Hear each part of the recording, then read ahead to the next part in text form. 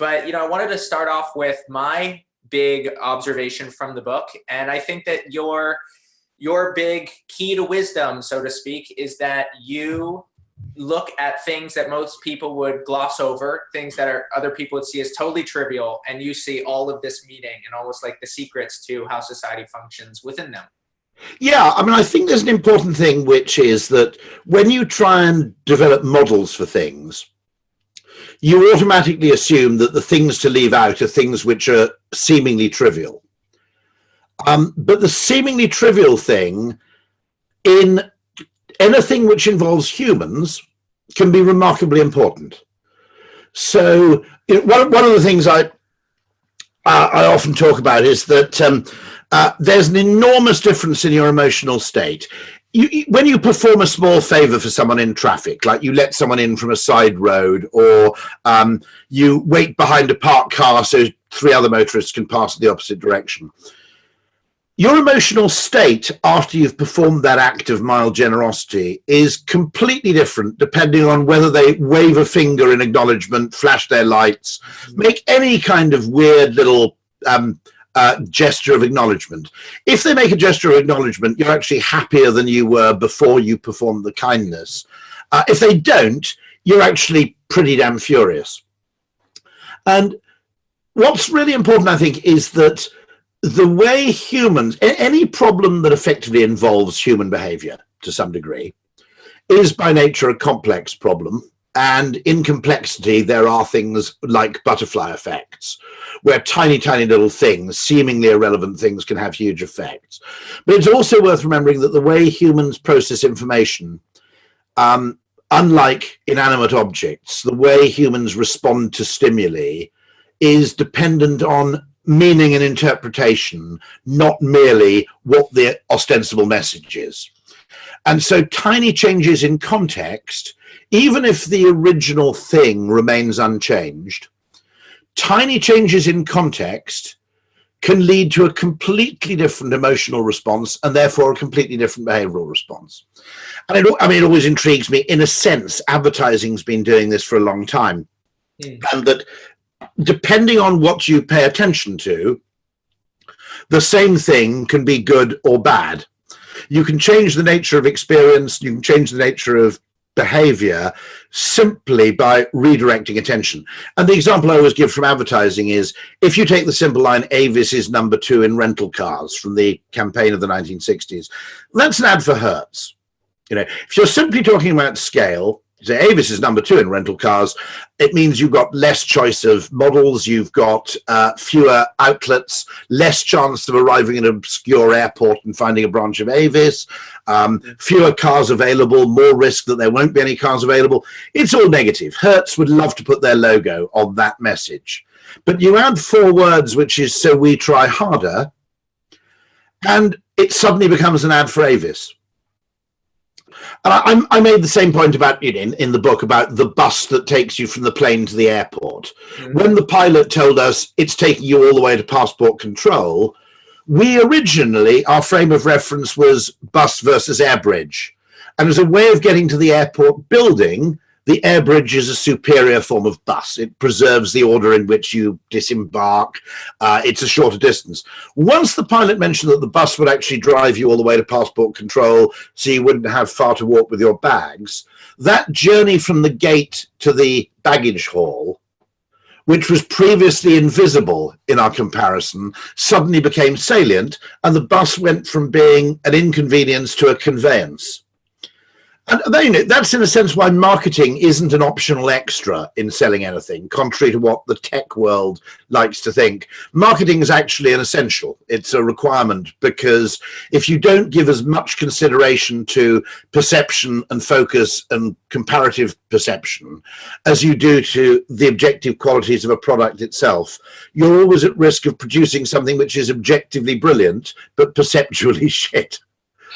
And so that's the thing that really fascinates me. And the interesting thing is, because we're always desperate to try and appear scientific, I think we like to pretend that the nature of the problems we have is akin to Newtonian physics, where there's a single right answer and where the only metrics and measures that matter are the kind of objective ones of time, space, distance, speed. Mm-hmm.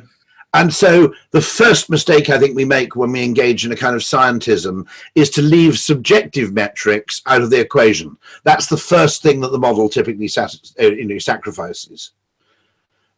And then I think there's a further point I'd make about models and representations of the world, which is, and this is something actually I suppose George Lakoff talks about quite a bit. He's the author of Don't Think of an Elephant. Very interesting guy. That we have no choice but to use kind of maps and frames to understand the world, because the actual underlying reality is too complex to be usable or to be computationally tractable. And the frame we use will have a huge effect on how we interpret the world. Now, interestingly, what I think happens is that a classic example being the London Underground map. It's an incredibly good map of the London Underground system. Actually, it's not a map, it's a schematic diagram. It was modeled on wiring diagrams by its creator, a guy called Harry Beck, who was an electrical engineer by background, and he effectively used the wiring diagram system to depict the interconnections of various tube lines. Now, in the process, he sacrificed geographic reality to an enormous degree. Because if you think about it, the density of stations is much, much greater in the center of the city than it is further out. So he compressed the outer regions of London and massively expanded the central regions. In lots and lots of ways, actually, it sacrifices accuracy of time and place for ease of cogitation. Now, nearly every model that humans use does that by necessity. There's got to be a trade-off between, absolute pure accuracy and ease of cogitation. And once you do that, the interesting thing is that it's a necessary process. But one of the problems is that after a lot of people have been using the same model for a long time, I would argue that relative gains, whether it's business advantage or arbitrage or trying to find a house, I'll give you an example of this in a second, you might be better off stopping asking what the model's telling you to do and asking questions about what the model doesn't include. Because in the very early days of the tube map, not a bad way of buying a house in London was to say, I'd like to buy a house on the tube. Actually, when everybody does that, the best thing to do is to say, what lines does the tube map not include? Because if you find a house next to one of those, it's likely to be significantly undervalued because everybody else is looking at the tube map. And in the same way, when everybody gets trapped in a particular frame of reference, it's actually a necessary process, in a sense, to start to, and an essential part of innovation is not actually changing the products that are available, it's changing the mindset with which they're perceived. So, I mean, a very interesting case of, I think, a very dominant mindset, I imagine George Lakoff would agree with this, which is going to cause enormous problems for the car industry, is electric cars are now pretty good, okay? Now, if my existing car blew up and it caught fire, right, I would go out and replace it tomorrow, well, not quite tomorrow, but next Wednesday, with an electric car. I have no plans to buy a diesel car or a gasoline car ever again. But there's a problem, which is my car hasn't blown up, okay? In fact, to be honest, I can eke out another 5 years. My car's 9 years old, but I could easily stretch out its life for another 3, 4, 5 years. Done about 75,000 miles, okay? Quite a large engine, V8, so it's got a lot of longevity to go. Now, the problem is the mental frame of any consumer in looking at anything with a plug, which includes electric cars, computers, microwave ovens, practically any technology you can think of with a plug, is that if you wait, the products get better and they get cheaper. So you have this fundamental problem where everybody knows they don't want to buy another petrol car because that'll be stupid. That'd be like buying a fax machine, okay, in 2005. I'm not going to buy another gasoline car. But equally, I'm really, really averse to buying an electric car right now. And so that's an interesting case where a mental frame, which isn't necessarily totally appropriate, but it's something that all humans have probably adhered to, and we all understand it about, electrical equipment generally. It pays to wait. But the interesting thing is that so part of the essential function of marketing in promulgating innovation is not necessarily to get people simply to change from one thing to another, but in order to get them to change behavior, which is, in a sense, what innovation is ultimately about. If people don't change their behavior, you haven't really innovated. To be absolutely honest, okay, you've invented, but you haven't really innovated. To get people to change their behavior, it's not sufficient simply to change the nature of the product. You might well have to change the mentality of the consumer who uses it. Now, an example I'd always give of that is Jobs with the iPhone. Nearly everybody else working in mobile phones asked the question, what does this phone do? What are its objective characteristics in terms of clock speed, memory capacity, storage, screen size, screen resolution? And Jobs asked a slightly different question, which proved to be more successful, which is, never mind what the phone can do, what does it feel like while you're doing it? And the truth of the matter was, at the time, anything else felt a bit clunky. Even if it was objectively a superior phone, on the iPhone, the same action felt lovely. And so I think that's just a really interesting thing, which is, whenever you have a problem which involves human behavior, the idea that you can obsess with improving the objective qualities of something on the assumption that that maps neatly onto the human behavior, I think is really, really unsafe. It's arguably one of the reasons you need capitalism, because you need lots of competing people in a field who are all differentiated one from the other as an attempt to find out what it is that people want. Because the brutal truth, as my book says, is they themselves, I myself, don't really know until we see it.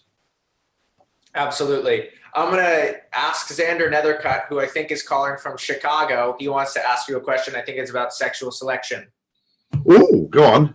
So I actually have two questions. Can you hear me, Rory? Yes, perfectly, yeah. Okay, wonderful. The first question was actually about sexual selection. I've been wondering a lot after reading your book.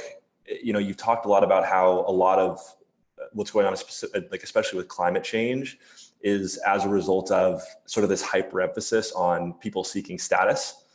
And obviously a lot of that has to do with sexual selection, not as much with natural selection. I'm wondering if you see the sort of the lack of competition of humans for survival as giving way to a world within at least a human world that almost exclusively focuses on sexual selection, or is governed more by sexual selection than natural selection? And if so, what are some of the consequences of that world, potentially both good and bad? Yeah, and quite a lot of them, by the way, are bad. And I ought to be clear about this. A few great books to read on this, because as much as anything else, I'd like my book to be a springboard to some of the books that have really influenced me. Robert H. Frank's The Darwin Economy is a great read on this, because competition for status in human consumerism at a very simple level can be beneficial. So there's a school of thought which believes that sexual selection, albeit ostensibly wasteful in terms of survival, provides the early stage funding for some of nature's most successful experiments. Okay? So an example in nature of that kind is where there's a general view that birds evolved wings, first of all, to display plumage. It was actually for purposes of display before they became useful for locomotion, because a very stubby wing may serve, certainly feathers, may serve very little useful purpose on something that, can't necessarily fly until it reaches a certain size. Now, the peacock invested in the rear spoiler, whereas most birds seem to have actually invested in the sides.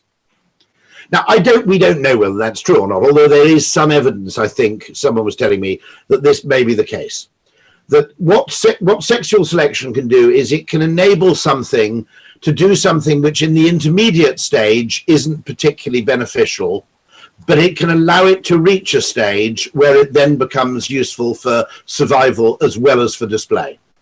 And so an awful lot of luxury consumerism, and I think it's Hayek who wrote about this quite a lot, an awful lot of luxury consumerism actually drives investment in fields where eventually economies of scale mean that something that started as a luxury becomes fairly standard. So lots of things. I mean, I read, you won't believe this, I read a piece from 1970s Britain which referred to washing machines for the working classes as a pointless luxury. Okay? Now, I don't know any of you here who'd sacrifice your dishwasher or your washing machine willingly, or who'd regard it as a status good. You know, you don't invite your friends round and say, come and look at my washing machine anymore. I hope not. I mean, you know, I imagine there are better things to do in Chicago, right? Certainly. But those things started as status goods. Air conditioning in cars, radios in cars, electric windows, they're a bit more debatable. You know, leather seating, a bit more debatable. And some of those status goods actually turn into what you might call at-scale, useful additions to the quality of life for the many people, to quote IKEA, okay? Others of them actually lead to a kind of pointless arms race of display competition, which actually leads nowhere. I mean, the fashion industry, the fashion and beauty industry worldwide is worth somewhere north of $3 trillion. It's more than the world spends on education. Now, not all of that's bad. People obviously derive happiness from fashion. I would argue that the fashion industry has kind of jumped the shark a bit. Very little of the investment in fashion actually improves clothes as a form of protection from the environment, okay? And someone once described fashion as innovation without improvement. It's just a pointless cycle of innovation, none of which improves anything. It's simply there so you can demonstrate how contemporary you are in your tastes, without actually making clothes any more comfortable or any more usable or whatever. And so there's a complex thing there. And I agree with you that as we increasingly enter a world where the basics of life, what you might call the basics of survival, are not for everybody, but for 90% of someone, maybe 80% of the population in a developed country, they're kind of a given. Then they're just assumed away. They have no meaning whatsoever. Then we might be in danger of continuing on the hedonic treadmill to seek status through things which don't actually lead to very much. Now, there are things, there are useful things, by the way. There are luxury goods which also, if you like, do trickle down to other people. So, attending the TED conference is $8,000, but the talks are free. There are areas of activity where, actually business class rail travel or air travel subsidizes economy air travel. There are occasions where actually people's status seeking can be directed towards the greater good, whether it be R&D in terms of new product innovations. Most things started as a luxury. I can remember a microwave, believe it or not, a microwave oven in my childhood was really, that was really a thing. You heated mugs of water in your friend's microwave because it was a real novelty. And all those things started as pretty expensive luxuries, and some of them stay there, and some of them die, and some of them then become more widely adopted, at which point they lose their status value. And it does worry me a bit. I mean, one of the things, young people tend to be very, very skeptical about status signaling with cars, for example, or car ownership. Equally, I'd argue with young people that travel. Sorry, 1 second. Where to? Tunbridge. Okay, why? See friends. Okay, fair enough. Right. I'd argue that travel among the young has become a slightly weird status game, where if you pitched up at a university now and you hadn't been anywhere long haul, you'd be at a social and sexual disadvantage to someone who'd spent, 4 months in Bolivia. Unless, of course, you're at university in Bolivia, in which case you have to spend 4 months in London. But, I mean, there's an element to travel which, to me, strikes me as a bit fucking weird. I had a group of sort of young people aged 20 to 28, I guess, in a theatre in London. And I asked the question, okay, of the audience, how many of you have been to Machu Picchu? And then I asked, how many of you have been to see Lincoln Cathedral? And I think 8 people had been to Machu Picchu and 2 people had been to see Lincoln Cathedral. Now, without making a dangerous value judgment, okay, you can get to Lincoln Cathedral from London in a day on the train, And to be absolutely honest, it's a more impressive building than Machu Picchu. Okay, and you don't get altitude sickness, which is precisely why you don't gain any status from going there. And so, yeah, it's really, really complicated because at some level, the human status-seeking urge, I would argue, actually, the computing industry got off the ground partly as a kind of status competition between nerds before it actually became usable to everyday households, for instance. So the early stage funding of lots of things is driven by neophilia and the urge to, effectively signal some sort of sexual selection behavior. And the truth of the matter is it's highly mixed. If you read Robert Frank's book, he, I think, rightly argues that a lot of it is essentially a zero-sum game or a negative-sum game. Some of it's positive.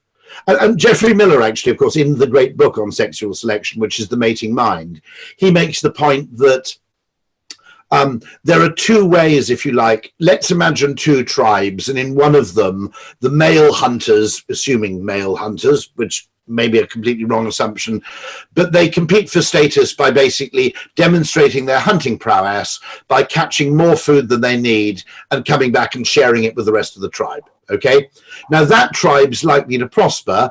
In another parallel tribe where status and sexual competition takes the place of elaborate axe fights between males over choosing females, in that case, that's a negative sum game and the tribe's going to suffer. And it does seem to me weird that no one's made even a basic attempt with the tax system to encourage some forms of status competition, or at least to tolerate them, and to try and discourage others. And Robert Frank's argument is that in many cases, you don't actually, by taxing luxury goods, you don't actually make them less valuable to their owners. If anything, a luxury car in Singapore, which is taxed at something like 200%, is a much better signifier of status than a luxury car in New York or Chicago, precisely because it's taxed. And the great advantage is you've actually benefited the community by paying this tax. And so, no, I think that's an interesting question. One of the things I'd say, bear in mind, I'm a fairly right of centre European by European standards. I don't know where that puts me on the American spectrum, but there are aspects of the US where you think, hold on a second, the amount of money here spent on positional goods versus collective or social goods seems to me as a European a bit out of whack. So, for example, Los Angeles, which is obviously one of the richest cities on the planet, there's a bit of me which goes, wouldn't you prefer to have slightly cheaper cars and better roads to drive them on? Because to me, it's very interesting as a European. I, as a Brit, I turn up in LA and go, my goodness, look at this, this is fantastic. Look at this extraordinary car. And then you're driving down Mulholland Drive and basically you're dodging the potholes. And that does, there are cases where, and this is a really interesting thing, the very strange thing about economics, of course, is because it assumes that anything you do maximizes your expected utility, it never raises questions about the relative desirability of different forms of consumption. And it's complicated because the externalities of any form of consumption, for example, you'd probably think of going to a restaurant as a purely selfish act, wouldn't you? You go, I'm going there, I'm using money, I'm buying food. Actually, going to a restaurant has quite positive externalities, I'd argue, not least because in all the time you are funding the existence of a restaurant, you're co-funding the existence of a place where lots of other people other than you can now choose to eat. Now, so it is complicated because certainly some status activities are probably valuable in their signaling precisely because they're so pointless. And that's the kind of costly signaling theory, which is the peacock's tail is meaningful precisely because it is a burden. In a very strange way, if you think about it, having a supercar in London is spectacularly stupid because the chances you can drive it, certainly not legally above 30 miles an hour, you're probably not going to get out of third gear most of the time. And in a sense, that conveys status precisely because it's a pointless thing to do.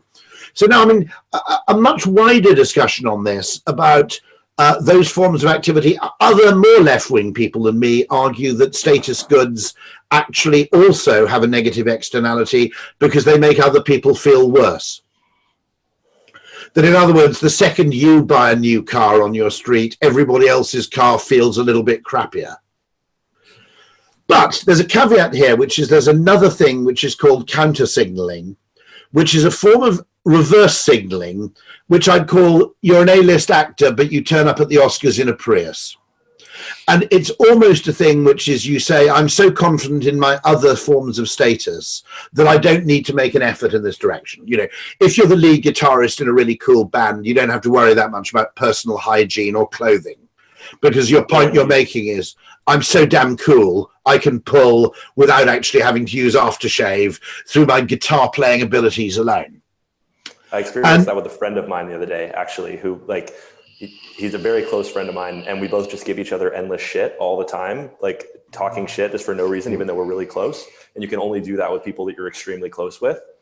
Otherwise, because it wouldn't work, it would be a huge risk from like the perspective of natural selection to someone if you weren't confident that they would. So what you're doing is you're deliberately proving your friends by dint of saying things that you couldn't say if you weren't friends. Exactly. And you probably take an extreme of that, which is, to be absolutely honest, within a military detachment, you know, people would actually engage in pretty much racist banter between each other and extreme levels of unbelievable abuse. And the point of that is actually, you know, if you were absolutely literalist about this, you'd say this is absolutely appalling. But the reason's probably because the only thing that matters in that group is, would you die for me? Mm-hmm. Okay. Yeah. And so in a weird way, you probably get extraordinary forms of kind of badinage and abuse. And of course, you get those cultural things like the dozens and so forth, which are examples of that, where you have kind of abuse competitions. And then there are further theories about humor, which is tickling is, you know, what you might call non-threatening violence. Yep. Elephant. And the whole point is that tickling is something you can do with something you trust. You can do tickly actions with somebody you trust where you couldn't do it with a stranger. And so it's a kind of reinforcement through almost reverse logic. It's why, by the way, I mean, extreme forms of political correctness get a bit dubious because they're, of course, context-free. And, you know, there would be, you know, multi-ethnic groups who were all really, really close friends who would engage in banter, which in a different circumstance would be absolutely atrocious. Mm-hmm. And so, no, I mean, that's the interesting thing, which is that nothing really has a meaning that's entirely divorced from context. But the counter-signaling thing, there's a great paper which is called Too Cool for School by, it's something like Stakhanovich and Toe. And the argument there, which I'm always worried about people trying to turn environmentalism into a pure counter-signaling movement, because it doesn't scale. In order to engage in counter-signaling, you've got to be really high in status to begin with. And that's a bit, you know, it's a bit like the thing of, I mean, an interesting case, a friend of mine had to meet Neil Armstrong at the airport. And, you know, more junior public speakers who are being collected at the airport demand a car and demand a limousine and everything else. And Neil Armstrong, he said, look, I won't be able to meet you by baggage collection, but I should be straight there in arrivals. And Neil Armstrong just said, he said, don't worry, he said, I'm a grown man, I can get a cab. Now, to some extent, you see, if you've been to the sodding moon, you don't really need a limo to take you to the venue, do you? Because, you know, in terms of sort of status, Neil Armstrong had kind of done that. You know, his status wasn't going to be enhanced by the kind of trivial fripperies that, you know, a typical speaker might expect. And so sometimes people actually deliberately don't play status games or play the reverse game. In the sense, British aristocrats would dress appallingly, for example. Aristocratic Britons would drive a shit car without any concern whatsoever. There's a book that I just finished called Class by Paul Fussell, and he has this amazing idea called Extremes Meet. And so yes, I've read it. It's a great book, a really great book. Yeah, great book. And it was funny because one of the ways that you know that someone is super wealthy is oftentimes that they look like somebody who's not at all. So I live in New York, and high-end fashion looks a lot like what homeless people wear. And I saw a friend the other day, at the, I saw him, he was walking out of the gym and he was wearing flip-flops. And I said, man, that is the ultimate status symbol that you've now you transcended dressing up and now you're dressing down. So the classic example of dressing down would be a tenured professor who would immediately start dressing like a tramp. You know, an aspiring professor without tenure would wear a suit and all that kind of thing. Once you've got tenure, you prove what you don't have to care. To some extent, status is what you don't have to try. Status is manifested in areas where you don't have to try too hard. And so quite often, the other point about counter-signaling is that an upper class person might be afraid of being mistaken for an upper middle class person, but they're not remotely afraid of being mistaken for a working class person. So weirdly, they adopt working class behaviors in some respects because it avoids the risk of being mistaken for the class one below yours. I think it was the Paul Fussell book about class, which has the extraordinary, but I think very interesting. It's an American book, isn't it? I think if I'm right. And it includes the extraordinary way about how different classes, if you have a husband and wife and a husband and wife, and they meet at a house and go to a restaurant, how the different classes will sit in the car.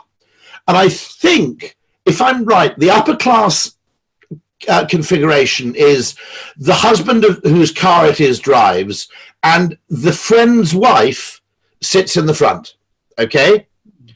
And then the wife of the car owner sits in the back with the husband of the other person. And then there's middle class configuration, which is a couple who own the car in the front, couple who don't own the car in the back. And then there's working class configuration, which is guys in the front, girls in the back. Mm-hmm. And so something as simple as how you actually how you arrange two genders, four people of two genders in a four-seater car can actually be kind of, revelatory of this kind of thing. I always thought that was a fascinating observation. It may not be true, but it's kind of brilliant.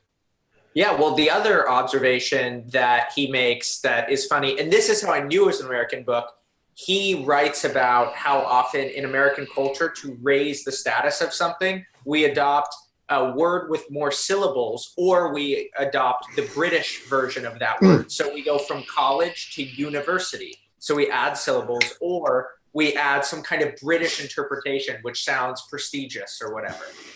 Yeah, bizarrely to me, the W Hotel in New York refers to the elevators as lifts. Now that's fewer syllables, but it's a Britishism. And of course, being a Brit, I didn't notice it the first time I stayed there because they're the lifts, right? Okay, hold on, I'm in New York here. Why the hell doesn't it say elevators? And it was, again, boutique hotels absolutely love gratuitous, what you might call, it's kind of gratuitous eccentricities, don't they? Any kind of weird thing where the tap design is slightly non-standard, is all kind of symbolic of how boutique-y you are. Oh, absolutely. I want to get to another question, but I call this the hotel bathroom principle. I got a name for this and everything. So there's the Roxy Hotel in New York City. It's in Tribeca. And you walk in and they're trying to signal how fancy schmancy this place is. And you walk into the bathroom and it's beautiful, right? Like designed by professionals, but you can't figure out how to use the goddamn sink. You try to turn on the sink and whatever, you can't figure it out. You try to get the soap, you can't figure that out. Then you got to use those damn hand dryers with the air that are the worst thing ever. Nobody likes those. And they're trying to signal how prestigious this is, which then makes the usability of this goddamn sink horrible. Of course, no. And actually that often happens with hotel showers, are even worse. Because the only way you can work out how it works is by first drenching yourself with cold water. A few hotels have actually learned that lesson, and they've started actually positioning the tap at some distance from the water flow. But I mean, it took years before anybody cottoned onto that. Yeah, absolutely. Matt Swartz, if you're still here, I want to give you an opportunity to ask your question.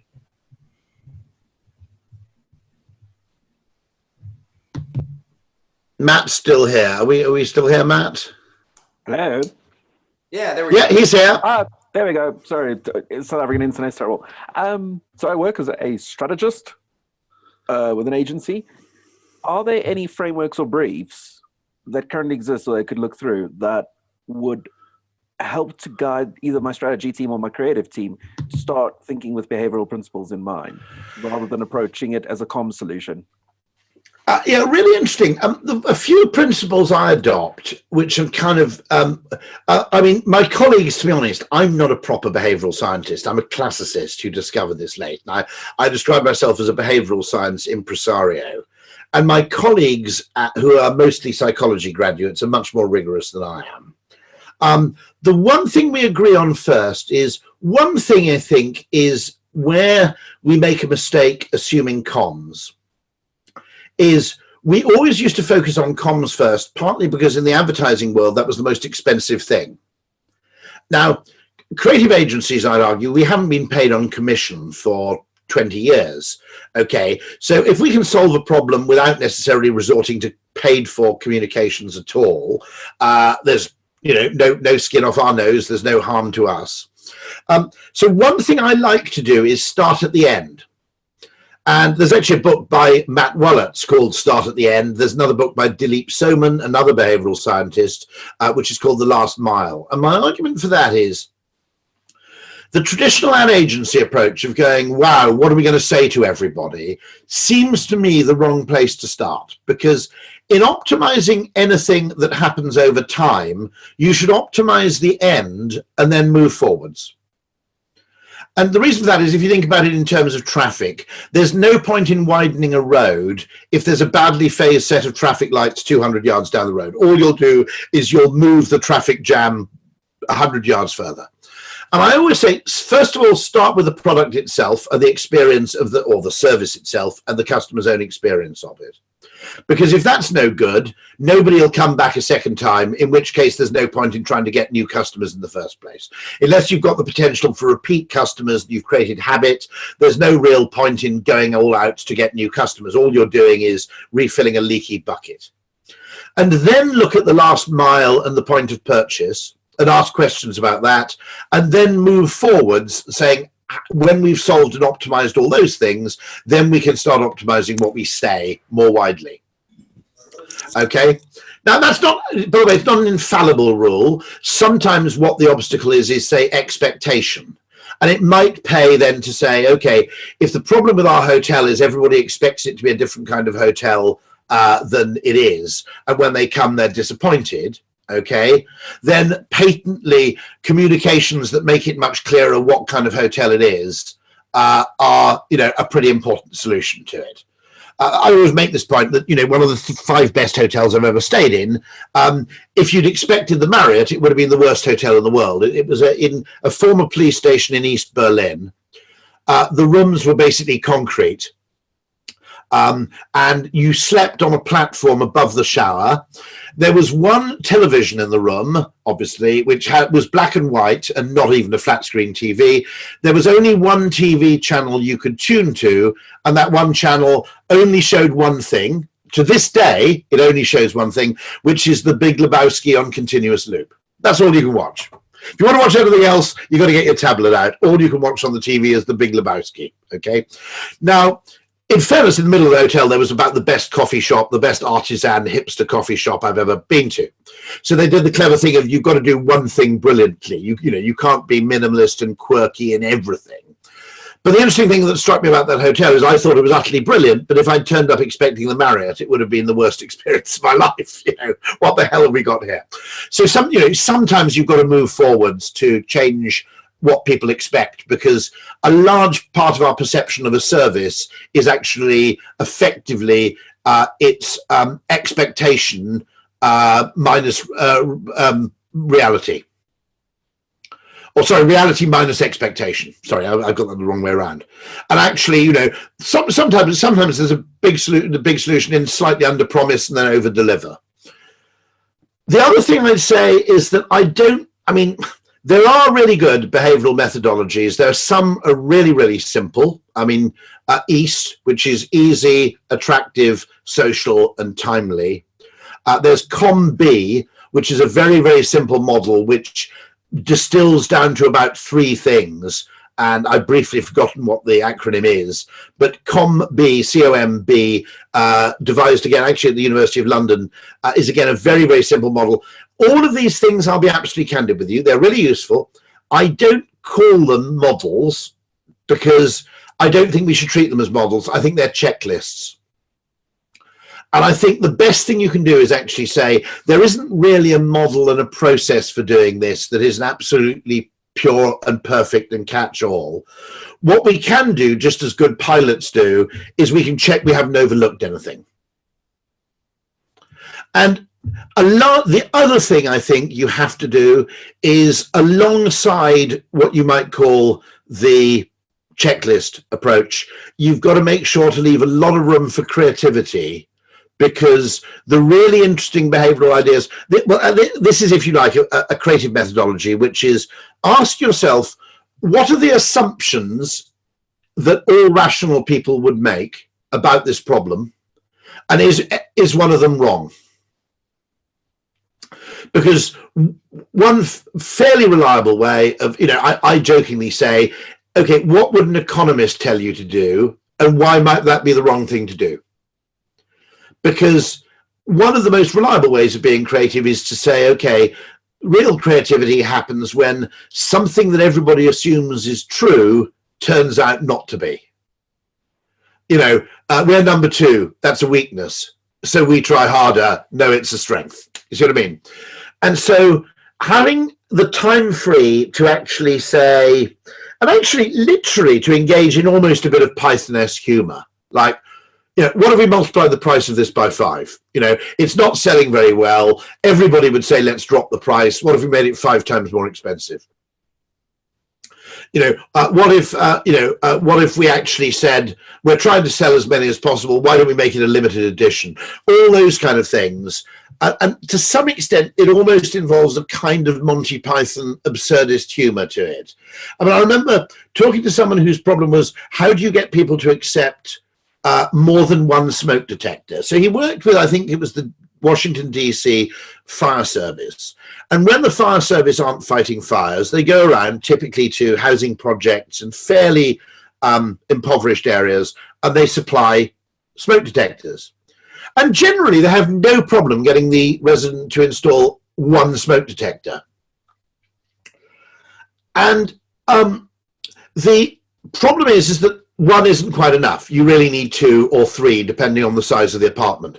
And for some reason, they could get lots of people to accept 1, but they balked at 2 or 3. Now, let's be honest here, behavioral science isn't everything. In the longer term, I would argue there are technological solutions to this, like producing light bulbs which have smoke detection built in. So they're completely unobtrusive, or something that is ceiling fitted. You could arguably fit a smoke detector that's visible. Why the people didn't want 2 or 3, I don't fully know. I mean, no one quite knows. But the way I suggested a solution to that problem was almost a Python-esque thing, which is you turn up with 10 and you try and get them to accept 10. Now, I don't think you should get them to accept 10. That'd be silly, because some people would accept 10 and their house would look ridiculous. But I did say, actually, if you turn up with 5 and you look around the house and you go, actually, I've got 5, but I think we should be able to make do with 3 or 4, someone might be happy with 3, but no one's going to go back to 1. If you set their mental anchor point or their frame point at 5. But the almost solution to that problem almost came with a kind of Python-esque assumption of someone turning up and, basically sticking them on every single wall. And so sometimes humor is actually a kind of springboard to get you out of the narrow constraints of conventional logic, or just conformist thinking, and just bounce you into a new place. Rory, can you talk more about the role of humor in terms of where you find insight? Because one thing that seems to me as adamantly true is humor is the proof that an insight has been made. When you realize that the way that you used to see the world was wrong, and now you see it in a new way, you always laugh. And whether that's a chuckle or a laugh out loud audience reaction, humor is actually the moment of insight. And so there's something within humor that you've really understood. And it seems like humor is a kind of North Star that you orient yourself around. So the fascinating thing about that is, I mean, no one quite knows what the evolutionary value of humor is, or why it evolved, although of course play exists in lots of animals, so mock play exists in plenty of animals, which is a form of training, I guess. But the Daniel Dennett theory, if I'm right about this, I think it's Daniel Dennett, his theory is that the brain needs a kind of correction mechanism, which is you've been looking at it like this and actually you've been looking at it the wrong way. Now, what do you do to encourage self-correction in humans? Well, the answer is you create a reward mechanism. So the fact that you get a bit of an, I don't know whether it's an endorphin hit or whatever it is, but the fact that you get a rush of pleasurable chemicals when you see something in a new way is arguably, just as we enjoy food to encourage us to eat and we like drinking when we're thirsty, the fact that we like laughing when we actually correct our vision of the world is another reward mechanism for humans seeking out the facility to either self-correct a wrong-held assumption, or just as an incentive for people to create new modes and frames of looking at the world. So I think there's a possible evolutionary explanation there for the value of humour. I'm pretty sure it's Daniel Dennett. It's definitely someone with a huge beard. So there you go. Okay, maybe that doesn't narrow it down that much. But I remember thinking, it's one of 3 or 4 competing theories about what the hell humour's for. And it does strike me as interesting that just as we need a reward mechanism to encourage us to eat and have sex, on the grounds that if sex weren't tolerably enjoyable, we wouldn't be around. In the same way, we wouldn't be around if we didn't find looking at the world through new frames tolerably enjoyable. Absolutely. Yeah. I want to, there's one more question from the chat from Archie. I want to give you a chance to ask your question. Ready? I'm ready.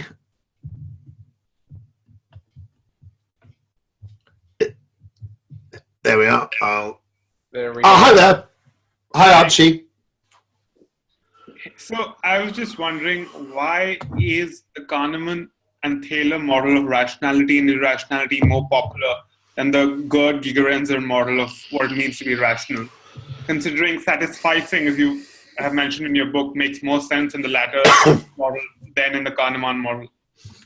Yeah, it strikes me as strange that, put it this way, I sit on the fence here. The one thing I do say is that when you declare a common human behavior irrational, you've got to be very, very careful, because first of all, you don't know, and nor does the individual know, what they're really trying to do, okay? You know, most behavior in a rom-com is economically irrational until you understand the Darwinian motivation behind the romantic behavior, okay? So, you know, so there are things which are entirely irrational to an economist which make perfect sense to an evolutionary psychologist. Yeah. But my argument, which I borrow from John Kay, I'm going to plug another book here, Obliquity by John Kay, is one of the all-time fantastic short books about how big problems are often solved not directly but obliquely. But John Kay also says, look, it would be highly unusual if we evolved to be quite good at reasoning, but slightly flawed. You know, he said it's a bit like we'd evolved to walk quite well, but everybody had one leg 2 inches shorter than the other. You know, if we had evolved with one leg 2 inches shorter than the other, rather than saying this is a design flaw, which it could be, if we'd evolved on a very, very sloping island, okay, and we now lived on a horizontal plane, you could say actually it's an evolutionary mechanism which is no longer appropriate to the environment in which we exist. Now, I'm a fat guy, and I can undoubtedly argue that my quest for sugar bomb foods or whatever isn't really appropriate in a world with fridges. Okay, so we can't, you know, we have to remember the is-ought thing, and remember that sometimes we evolve for something which no longer persists, and therefore it's inappropriate. But in the case of our approach to risk-taking, it would be highly unusual if our approach to risk-taking was miscalibrated in that way. So all I'm saying is you've got to at least consider the possibility that evolution is cleverer than we are, and that our definition of now, once you get into that area of the Ole Peters ergodicity argument, which I'm very, very happy to be a kind of amateur crap Huxley to Ole Peters in popularizing what he's saying, is that once you look at risk and its effect on our lives over time, in particular, of course, the fact that patently utility, whatever you want to call it, isn't strictly only additive, okay? You know, 3 bad events in a row are worse than 3 bad events separated by some distance. I'll tell you a lovely story about it, which I think I told to Ole Peters, which is, they're only adults on the podcast, aren't they? Because I can swear a bit. There's an extraordinary British guy called Francis fucking Fulford. Now, it's not his formal name, but he's very, very sweary, so he's known as Francis fucking Fulford because he always swears. Francis Fulford was given a house and I think 10,000 acres of land by Richard I in about 12 something or other, okay? And I think it was after the Crusades or something. Francis Fulford still has those 10,000 acres all the way down through 800 years, and he still has a house. Obviously, they've rebuilt the house over the last 800 years, but basically the same family have occupied the same space of Devon for about 750 years. It's quite remarkable. In the US, I think there's only one family that owns land that they held before the War of Independence. So, you know, to keep the thing for 800 years is pretty weird. And they asked him how he managed to do it, and he points up kind of at the ancestral portraits and says, well, he said, if I look at my ancestors, I've had real disasters. He said, I've had alcoholic fuckers, you know, I've had philandering fuckers, gambling fuckers, appalling spendthrift fuckers, every kind of disaster you can have, he said, but we've never had 2 fuckers in a row. And every time they had an obsessive gambler in the family, the person who inherited the house was then like a bishop or something who was really responsible and built up the fortune again. And so the fact that actually fortune is path dependent, non-ergodic, and also kind of multiplicative, patently, since genes live in that way, and since we survive, we live one life at a time and we live it in a set order, it makes absolute sense that our approach to risk at least is capable of factoring in those things. You know, patently, as I said, you know, very simple thing, you know, you can, if you were offered 1,000 people $1 billion to play Russian roulette once, some of them would probably say yes, okay? But there's nobody on earth who'd accept any amount of money to play Russian roulette 1,000 times in a row. And so once you understand that risk is calibrated for the time series, not the ensemble, I think we've got to argue that a lot of the things that behavioral science says are biases may not be. Now, that's still important to me. I'm an ad guy, and what I'm trying to find out, in a sense, is what people are really trying to do. Because I don't know what I'm trying to do, in a funny kind of way. We don't have, when we make a decision, we almost always portray our decision as though we're a maximizer. You know, we'd say, I'm trying to buy the best television I can for $800. And if you look at what people do, they do something different. Now, my weird and totally self-serving argument from this, which I acknowledge is undoubtedly weighted by bias given the job I do, is that I think people pay a premium for brands as a satisficing act, which is they see a brand as a variance reduction heuristic. In other words, a television made by Samsung is going to be somewhere between okay and very good. Whereas a television made by someone I've never heard of who has no reputational skill in the game could be somewhere between very, very good, because it's $200 cheaper, and absolute shit. And faced with that choice, someone who'd evolved to live in a non-ergodic world who wants to minimize the risk of regret would say it's worth paying $150 extra for a television to significantly reduce the chance of shittiness. I'll give you know, McDonald's. It's not it's the most successful restaurant in the world, not because it's very, very good, but because it's incredibly good at not being terrible. You know, and that actually our real preferences, our evolved preferences, aren't the ones that economists think we should have, because they're looking at time in the wrong way. Having said that, I'm totally open to the fact, as a fat guy, that not everything evolution has bequeathed to us is necessarily appropriate to life in, you know, 21st century America.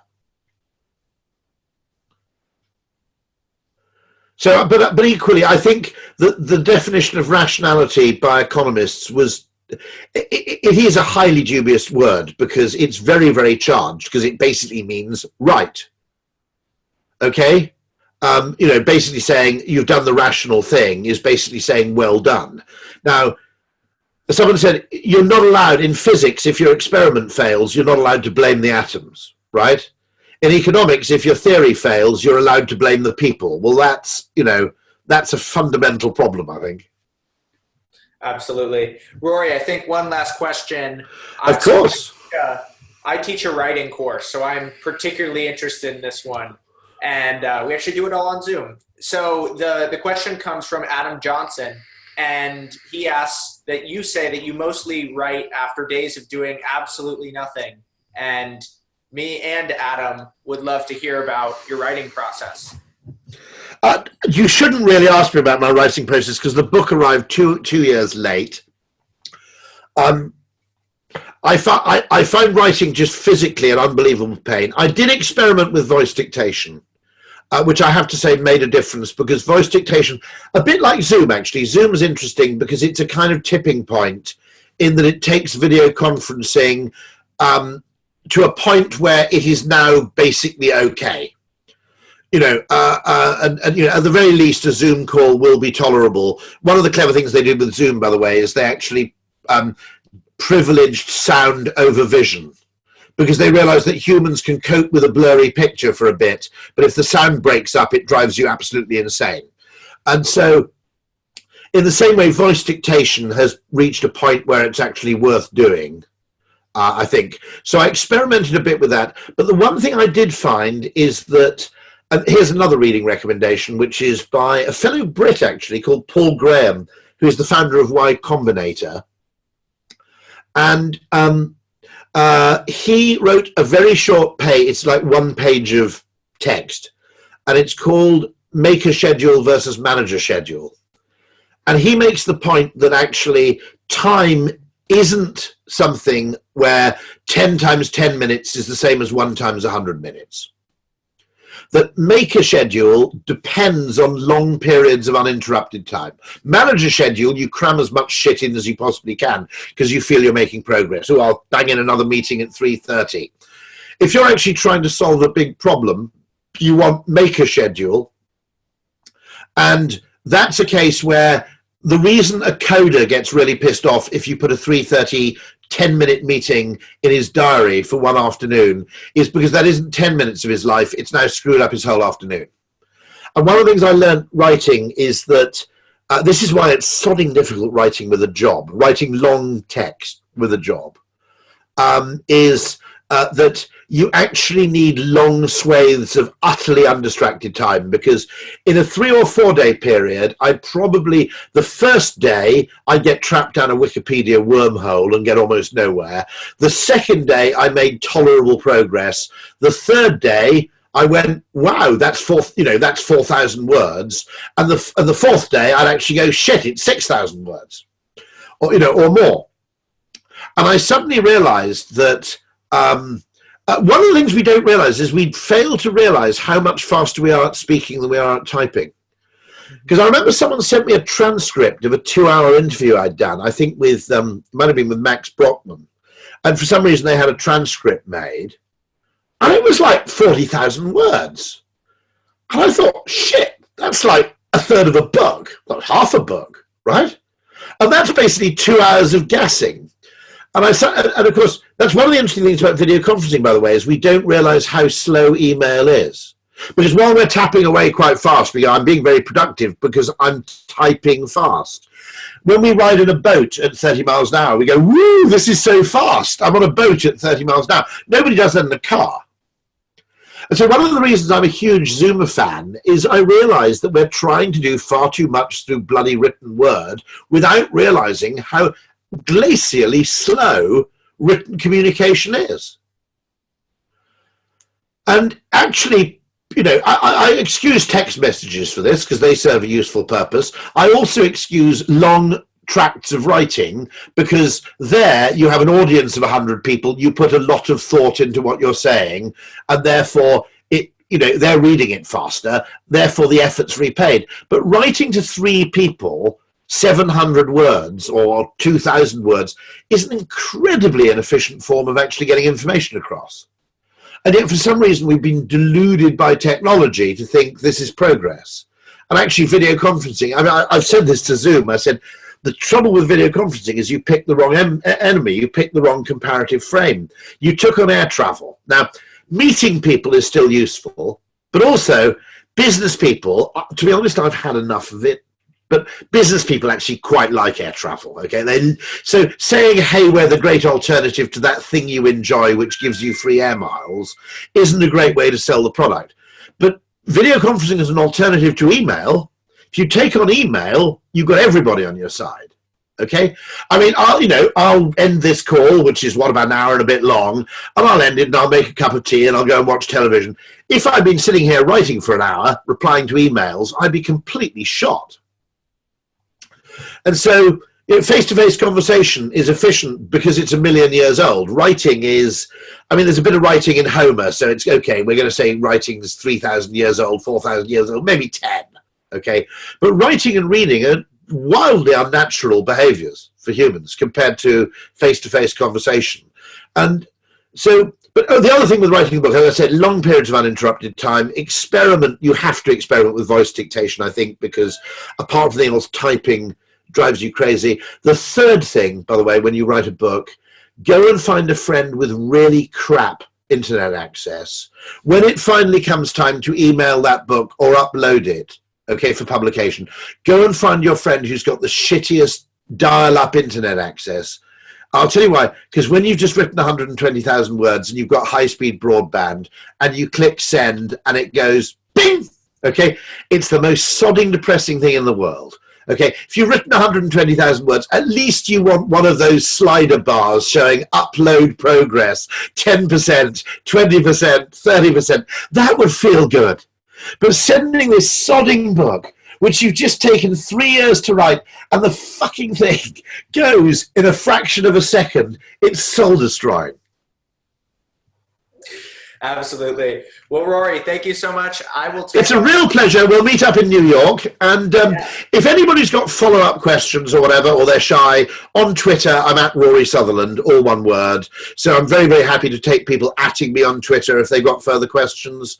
Thank you also very much for inviting me. Yeah, of course. I want to do more of these. I just threw your Twitter handle in the group chat. And Rory, you got to try Otter, the app for voice. Yeah, I've tried it. Yeah, it's really interesting. It's a real, isn't it interesting? Isn't it interesting too how you have Zoom and you have Otter and you have, at a smaller level, there's that thing called Zencaster. There are still these people who, particularly if you take Otter and Zoom, they're competing against Microsoft, they're competing against Google, they're competing against Facebook, and yet they still come up with something which wins. Who would have thunk it? It's kind of fantastic. Whenever I hear one of those sort of weird left field entities that's just made a success of something, it always really cheers me up. Absolutely. That's how I feel about Zoom. Well, Rory, thank you very much. I look forward to It's a pleasure.